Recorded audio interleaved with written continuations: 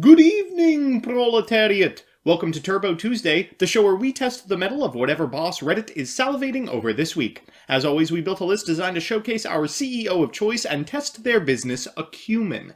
After a few short games, we'll give them a performance review and decide if they're likely to make it in the free meta, or need to be sent to a Siberian gulag. Today we're doing something a little different and seeing which of the most atrocious alt-win cons ever printed deserves the title of Not Worst.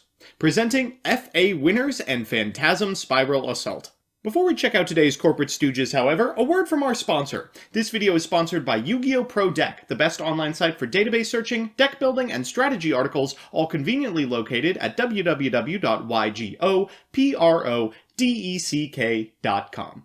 The first of these anti-revolutionary alternate win cons is FA Winners. Let's brace for the crash. If you control an FA monster, this card cannot be destroyed by your opponent's card effects. When your FA monster, whose level is at least 5 higher than its original level, battles an opponent's monster and inflicts battle damage to them, banish one card from your hand, field, or graveyard. You can only activate this effect of FA Winners once per turn.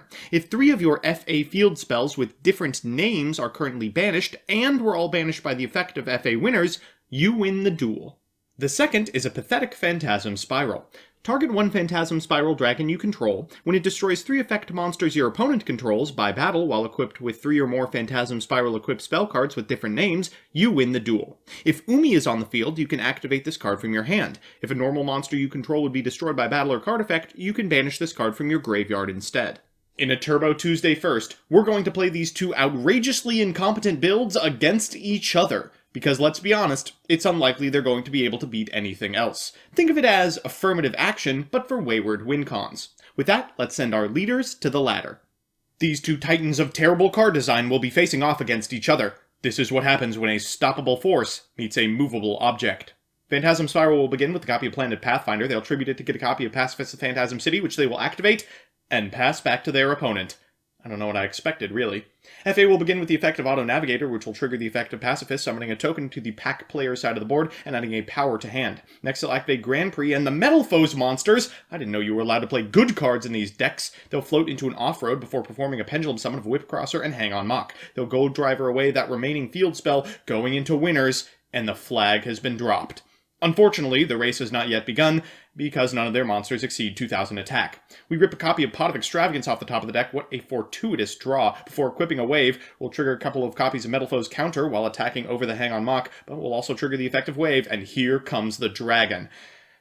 We'll take one card out of our opponent's hand, activate the effect of Pacifist of Phantasm City, and with one copy of Crash remaining, all we need is the Assault and the Grip. Things are looking quite good for Pacifists. Another winner's in the hand of FA. They'll use Barricade Board Blocker and the Graveyard effect of Metal Foe's counter. Afterwards, going to activate the effect of Auto Navigator, activate the other effect, then activate FA City Grand Prix.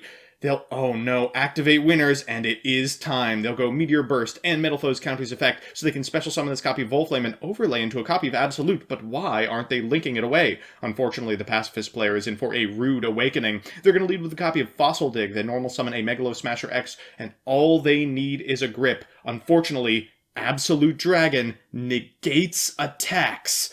Well, they'll be forced to pick off the stragglers, and FA's got to turn it around right now if they want a shot at this one. They're going to link summon another copy of Barricade Board Blocker and trigger the effect of Absolute Dragon, but oh no, Vortex Dragon misses timing! Whipcrosser's attack increases and Winners triggers. Okay, 2 laps remain.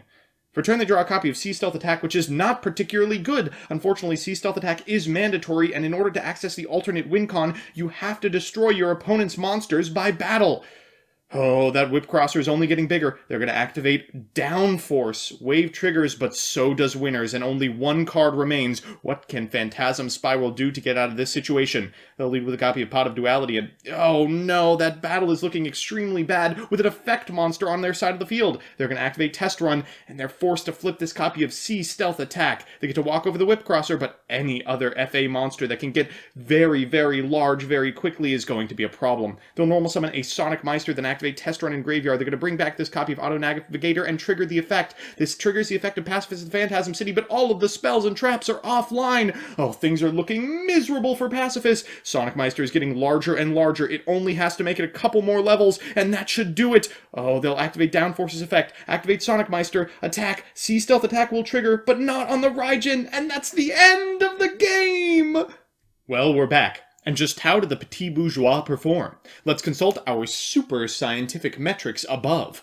First, let's look at the well-named winners. I'm awarding this ridiculous road support a 2 in terms of consistency. There are many cards that search this win con. The real question is if you should be wasting your time doing that. I'm awarding this nascent NASCARian a 1 in terms of investment. I've got bad news. You're gonna have to play FA. And finally, I'm awarding the wieners a 3 in terms of payoff. I mean, obviously. If you resolve it, you win the game. Next, let's play favorites with Phantasm Spiral. I'm awarding the red-headed stepchild of my favorite trap lineup a 2 in terms of consistency. You can find it much like you'd find actually good cards like Phantasm Spiral Battle, but you've got to warp both your deck and your in-game play around it. I'm awarding this ass salt a 1 in terms of investment. If I could give it a 0, I would. Not only are you locked into Phantasm Spiral, you have to change your playstyle. No SSA, all the equips, the dragon! Finally, I'm awarding this a begrudging 3 in terms of payoff. If it ever happens, congratulations.